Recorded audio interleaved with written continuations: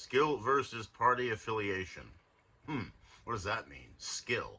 Now, if I mention party, I must be talking about politics. What does skill have to do with politics? Very little. Well, it's a good question, but excuse the sarcasm. I've watched the two parties do battle over the decades. Some of them were brilliant on both sides of the aisle, and some were dumb as dirt. Of course, then as now, many people ignore the stupidity in favor of their party's success. Not a good situation, and it's gotten worse. Much worse. Here's my suggestion. The job of a legislator is difficult. You have to absorb information about things like nuclear power and complex security issues. Not something that most people off the street would really understand. That requires an intelligence that the majority of people, Democrat or Republican, voter or legislator, don't have. Now, I know what that means. That suggests that some people who may have been in office for decades may not be qualified for the job they're doing. Ask yourself this. With the incredible number of people who have passed through Capitol Hill after all these years, how many would you assume are actually qualified to do the job that they're doing? This is not a new problem. It's always been this way. It's a trade-off between the freedom of populating the legislature with elected officials and the reality that we don't know who we're electing. I'm guilty of the same confusion. It's both a sign of our constitutional freedoms and a problem with the same. Now, of course, they'd have to be qualified, wouldn't they? We're talking about the people who make our laws, spend our taxes, declare war. They have to be qualified, don't they? In my opinion, it's impossible that that's true. Remember, they are elected by people who don't know their level of intelligence or their experience, with only a few exceptions. So what do they count on to make their decision? More often than not, their party affiliation. Now, if you needed to have brain surgery done, you would find a man or a woman who had skills that the average person doesn't have. So let's look at government, infrastructure, international commerce, trade, science. These are subjects that need to be handled with the expertise in Congress and Senate.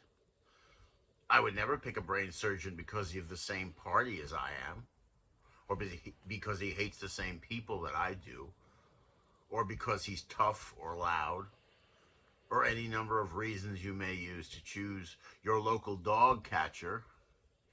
He would have to be a brain surgeon, have that level of skill. And in many cases, we've been electing dog catchers.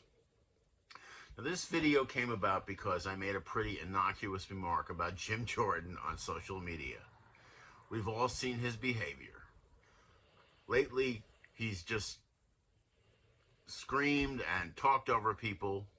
And in this case, I repeated someone else's remarks about his violation of constitutional process of government, his childish interruptions during Senate hearings.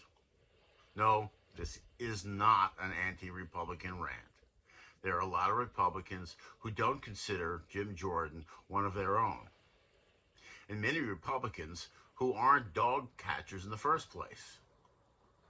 All I actually said was to agree that Jordan had the bad habit lately of going over his time to speak. I was told in no uncertain terms that Democrats should understand breaking the rules because they did it all the time. Now, I'm sure there are many of you who would agree with that, and I certainly can't argue. What I told this particular person is that I wasn't criticizing Republicans, and that not everything is about party, believe it or not. I told her she was missing the point of what our government is and supposed to do versus party affiliation. It's about being a dog catcher when you're supposed to be a legislator. a legislator, somebody that makes laws. That to me is a liability to all Americans. I don't care what party we're talking about. And that includes Jim Jordan. I'll put it to you this way. We elect people to save our lives through securing the nation.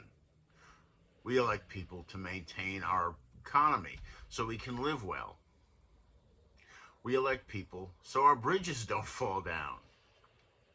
We elect people to keep us from dying.